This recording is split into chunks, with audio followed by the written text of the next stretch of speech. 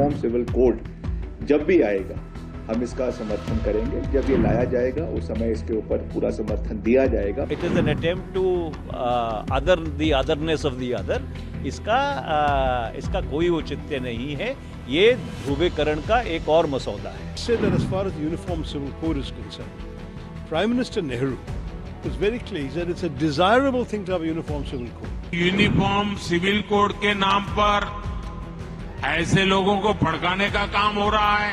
एक घर में परिवार के एक सदस्य के लिए एक कानून हो, परिवार के दूसरे सदस्य के लिए दूसरा कानून हो, तो क्या वो घर चल पाएगा क्या?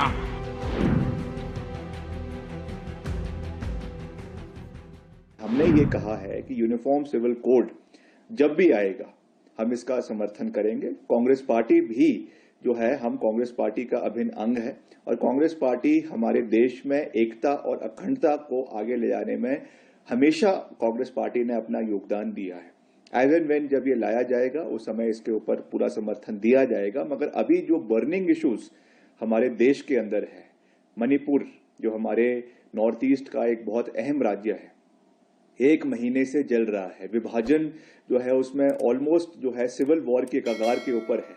अभी तक ना कोई मुख्यमंत्री के ऊपर कोई एक्शन लिया गया है, ना वहां पे कोई इमरजेंसी लगाई गई है, ना वहां पे गवर्नर्स रूल लगाया गया है। और यही चीज हमको देश के और राज्यों में भी देखने को मिलती है।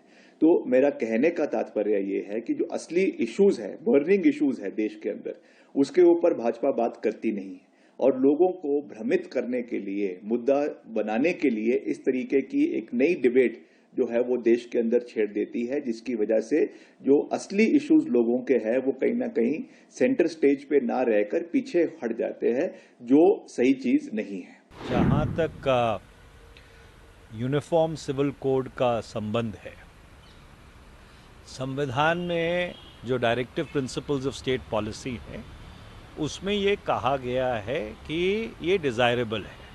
Directive principles of state policy aspirational है, वो कोई मैंडेटरी नहीं है। दूसरा, जो भारत की विविधता है, भारत की विविधता को मुख्य रखते हुए सबसे पहले तो इस बात पे बहस करने की ज़रूरत है कि यूनिफॉर्म सिविल कोड चाहिए भी कि नहीं चाहिए। अब इस देश के बहुत बड़े समुदाय इसका विरोध कर रहे हैं। जैसे अगर आप सिख समुदाय की बात कर लो, मैं उस क्षेत्र का प्रतिनिधित्व करता हूँ जहाँ पे श्री गुरु गोबिंद सिंह जी महाराज ने खालसा पंथ की सिर्जना की थी 13 अप्रैल 1699 को। अब भारत के कानून ने, भारत की संसद ने आनंद मैरिज एक्ट बनाया है। तो अगर आप यूनिफॉर्म सिविल कोड की बात करते हैं तो उस आनंद मैरिज एक्ट का क्या औचित्य होगा?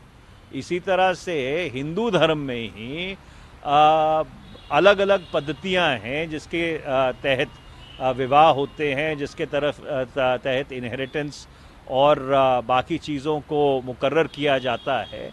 और भारत के कानून में एक यूनिफॉर्म सिविल कोड है तो सही।